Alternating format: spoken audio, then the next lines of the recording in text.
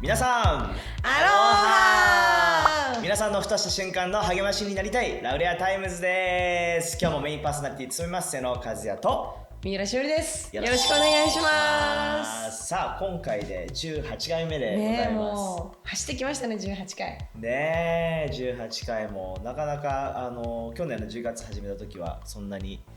続くのかどうかっていうのもね分からず、もうなんなら続けることをまず目標にしようぐらいな感じのそうねそうね、すごい楽しめてるし、そう感謝ですね、そこは。僕ら自身も見返してるよね。そうちょこちょここのゲストいたなとか、なんかこうねなんかこうすごい励まされるので、ぜひ皆さんもバックナンバーでね見返すのもぜひおすすめですね。本当ね、なんかこうその時々でこう励まされるポイントが違ったりとかねするのでね、ぜひぜひ通勤通学中ね、家事してる時とか、ね、なんかラジオ感覚で続けて皆さんに聞いていただければと思いますけれどもね。ね、7月ももう終わりに差し掛かっていて、あっという間だよね。もう梅雨もなんか気づかないうちに梅雨に入って、気づかないうちに梅雨明けたみたいな感じでセミ鳴いてね、本当にもう気づいたらオリンピックももう始まりますね。気づいたら終わってんだろうね。ね、本当にあっという間でしたね。やっぱりこうコロナ禍の中でやっぱこう夏休みがある中でも結構やっぱ休日の過ごし方なんか結構制限あるし、考えさせられるところあるじゃないですか。なんか休日、最近じゃあ休日どんな感じで？なんかね、ちょっとね、最近ちょっと忙しかったんだけど、こ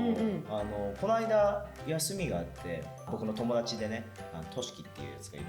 だけど、そうですね、としきが休みが合うからちょっとゆっくりしに行こうって誘ってくれて、もうね、彼がもう全部プランを組んでくれて、温泉に行き、箱根の温泉に行って、まず30分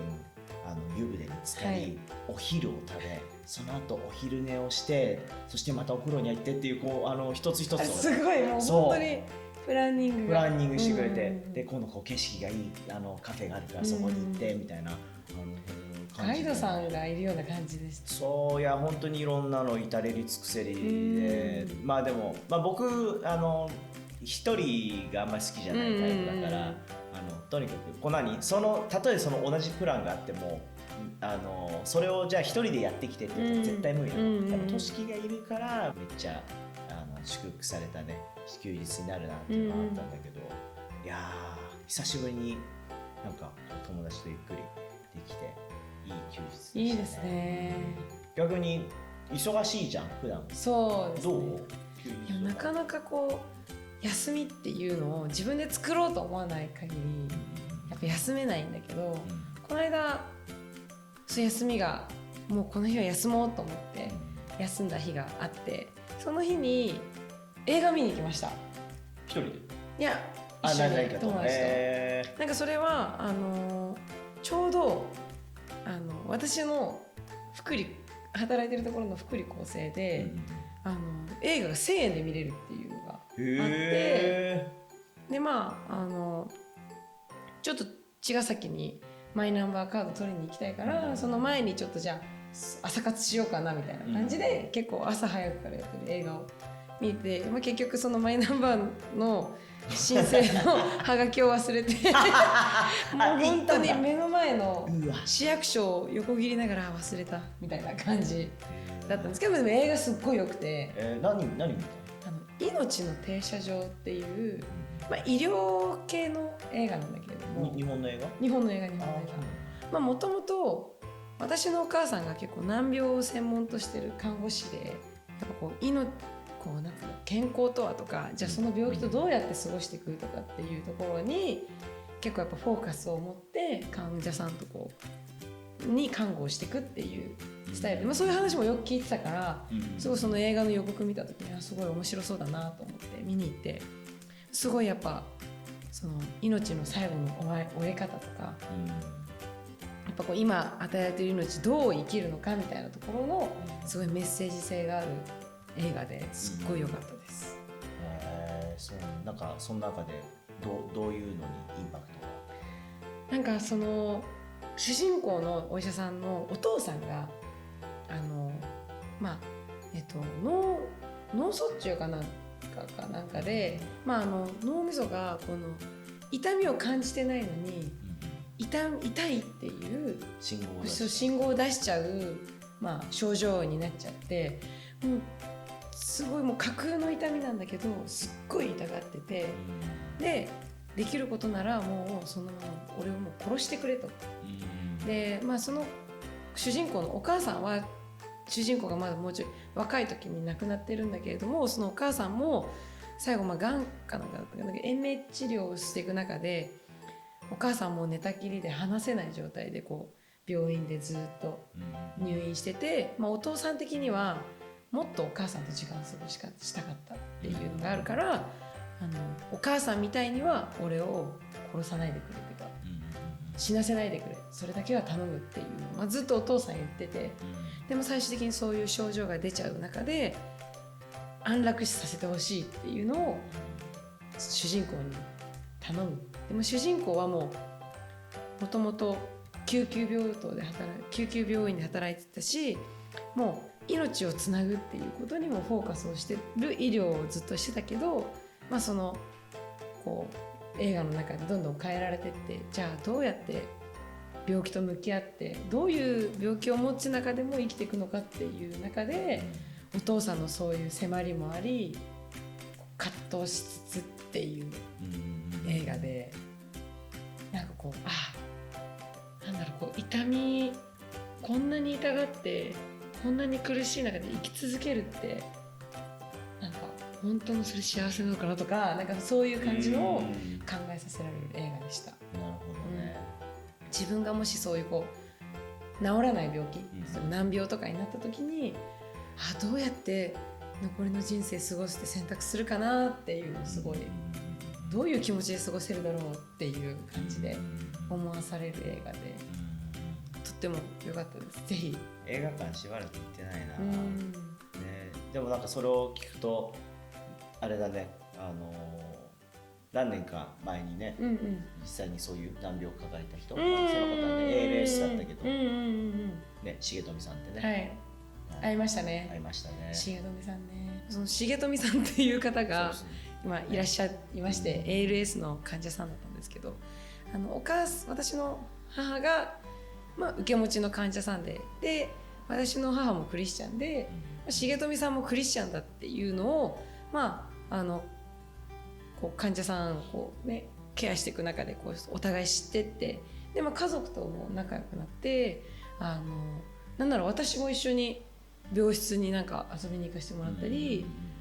重富さん家のお家に、重富さんが退院、ちょっと自宅に戻れるっていう時にご飯に行かせてもらったりっていう感じの、間柄になって、すごい素敵な関係を持ってたんですよね。そうで、なんか僕のところにでお母さん連絡くれて、で、こういう重富さんって方がいるんだけど、もしよかったら一緒になんか彼の励ましのためにね、お祈りだったり一緒に賛美が、できる時間があったらいいんじゃないかなと思うんだけど、どうって僕会ったことないし、で実際にそういう難病の、方ってお会いしたことなかったから、若いしね、そんな自分が行ってどう励ませるんだろうっていう思いはあったけど、でももし自分でよければと思ってお会いさせていただいてね。でそれから何回かね、ご自宅だったり病院とか行かせてもらって、でだけどやっぱりその時は特にね、その ALS ってこう症状を遅らせることはきっとできることはあるんだろうけど、こう完全に回復するっていうのは、難病だからね、なくて、会うたびにどんどん重富さんがこう話すのが難しくなっていく、でまた体を動かすのが難しくなっていくっていう中でね、こうどんな言葉をかけたらいいんだろうってすごく思わされたんだけど、でも実際に行くたびにこう励まされたような僕の方でね、その姿の中で、いつのタイミングだったかちょっと忘れちゃったんだけど、でもどっかのタイミングで重富さんが言ってくれたのが、どんどん喋れなくなる、体が動かなくなってくる、けれども今このもともと自分が話せてたとか動けてたとかこういうことができてたっていうのは全部神様からの恵みなんです、からその当たり前のようにできることではなくて、神様から与えられているものだから、だから自分が動けなくなる、話せなくなるっていうことは神様から与えられていた恵みを今お返ししてるだけなんですって。やっぱりこう僕たちって当たり前のように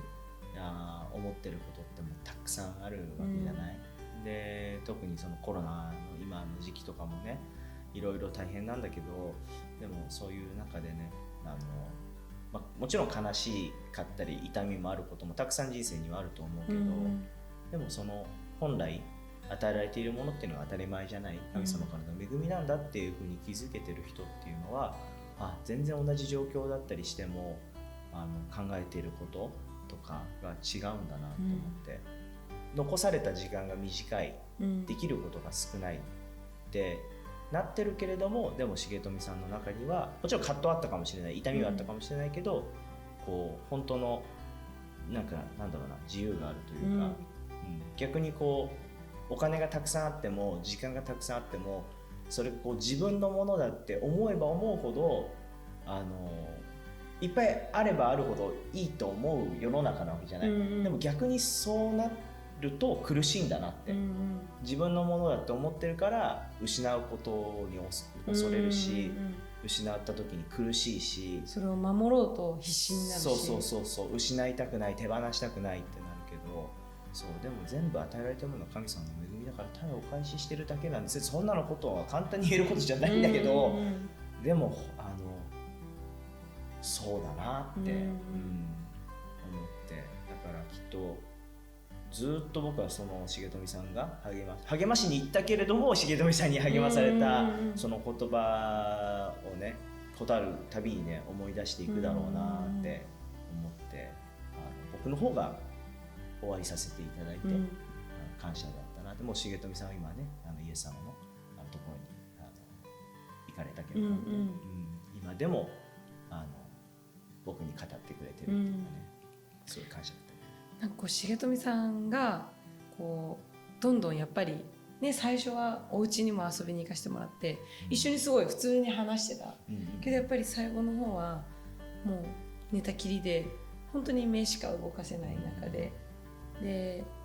こうやっぱ口も筋肉も徐々に動かなくなってくるから、本当に何言ってるか聞き取るのもすごい難しくて、みたいな、やっぱりこう結構こっち側が一方的に、それこそ重富さんの奥さんが「ね、しおりちゃんたち来てくれましたよ」みたいな、ね「しおりちゃん今こんなことやってるんですよ」とかっていうのをこうすごい言ってくれることに対して、こう自分が動けないとか、やっぱりこうもう終わりに近づいている、もう死に本当にこの肉体的な死に向かっているっていうのを分かっていても、すごいこう本当に時々笑うし、こう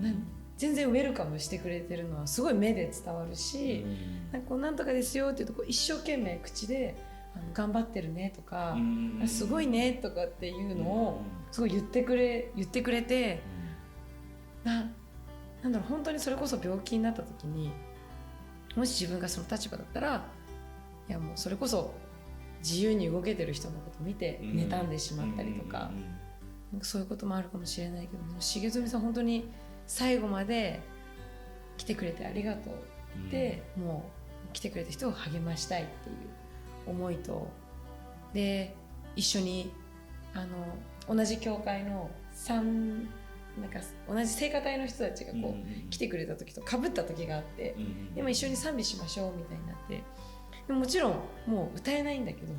すごい口動かして一緒になんか精一杯賛美してる姿を見て、なんかこの何か本当になんかこう喜びが重富さんの中にあるんだなっていうのはすっごい私もはっきり感じたことだし、それが本当にイエス様の喜びで力なんだなっていうのをすっごい心から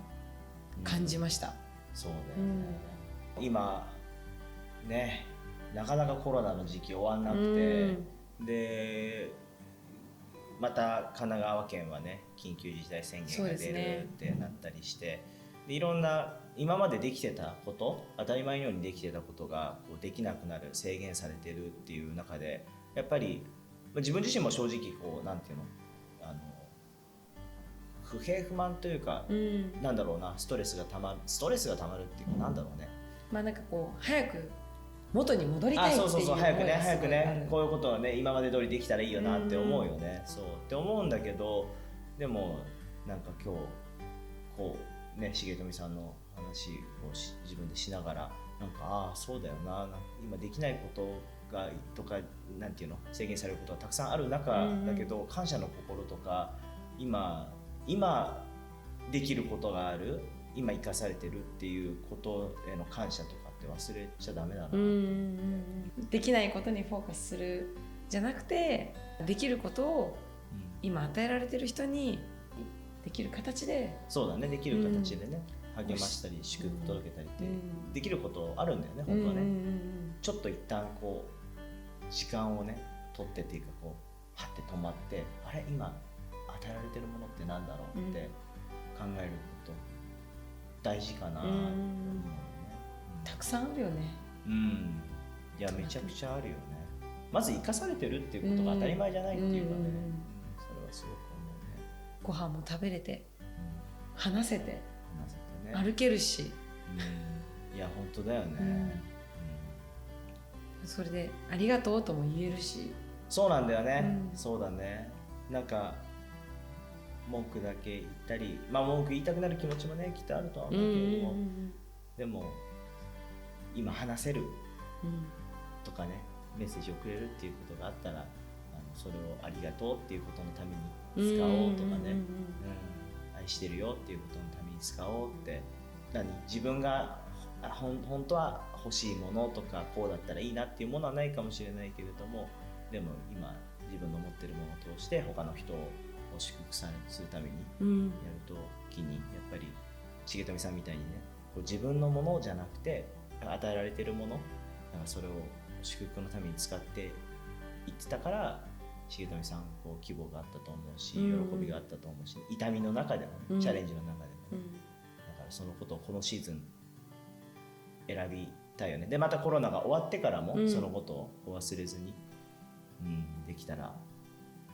いいんじゃないかなって、こう難しいシーズンの中で、コロナの時期があったからこう味わうことができた、気づくことができた恵み、感謝がある、そういうシーズンにできたらいいね。もう本当に私たちそれこそ希望を持ち続けることができる。希望は絶対消えることもないし、裏切られることは絶対ないって聖書に書かれていて、その神様を私たち信じることができる。私たちのこの人生の中でもそれをこう、いや本当にあなたは裏切らないっていうのをすごい体験していく中で、改めてこの希望を持って、失望に終わらないんだっていう希望を持って今与えられているものに感謝する、そしてそれを愛すること、与えていくことに使っていくっていう選択をしていきたいですね。そうね、この地上でのこう体はね、いつか必ず朽ちていくんだけど、必ずこの終わりを迎えるんだけども、でもそれで全てが終わりじゃないけど、天国に希望があるっていうのがあるからこそ、走っていけるよね。そうだよね。重富さんもまさにそうだったし、地上でのものはお返しして、そして天にある希望に入っていく、そこまで走り切った人、僕らも走り切りたいですね。そこにね。本当ですね。走り切りましょう。走り切りましょう。ちょうどね、ランニング T シャツ。そうじゃん。本当だ。それ後ろ見ないと分かんない。でもこれはランニング against time どういう時間に逆らって走り続ける。まあ時間には逆らわなくても別にいいんですけど。まあね。走り続けようっていうことですね。そうですね。アーメンです。いい T シャツだ。はい。よかった。タイムリーだった。タイムリーだったね。神様だ。感謝ですね。粋ですね。出た、粋ですね。これを知らない方は第16回参照っていう。はい、16回参照ですね。はい。ぜひぜひ。はい。はい、というわけで、ラウレアタイムズ18回目の放送でしたけれども、今回の放送もね、皆さんの一つ瞬間の励ましになったことと願って祈っております。はい。次回の放送はね、実はちょっと次の8月のね第2週の放送は11日ですね。はい、今回ねお休みということで、はい夏休みをいただきまはいすけども、でまあでもこの1回放送がない時にね見逃したバックナンバーの、見てない放送があったらぜひぜひね皆さん見てほしいなと思いますね。励まされるものたくさんありますので、ぜひぜひ見てください。チェケラはい、そして次が8月の25日になりますかね。で、今回のねこの17回18回はねゲストがいなくて2人の回だったんですけれども、次回はゲストが決まっております。でもちょっと打ち合わせをしてねワクワク、もうワクワクですね。本当にもうその打ち合わせの時点ではい励まされましたけれども、皆さんにお届けできるのを楽しみにしております。ぜひぜひ必ずチェックしてください。はい、ちょっとねまだね暑い日が続きますけど、皆さんの体調が守られて、でそして心が守られてね、このシーズンねいろいろ難しさもあると思いますけれども、心も体もそしてまた霊もね守られて、夏をエンジョイできますようにと、祈って願っております。はい、というわけで次回のまた放送でお会いいたしましょう。God bless you!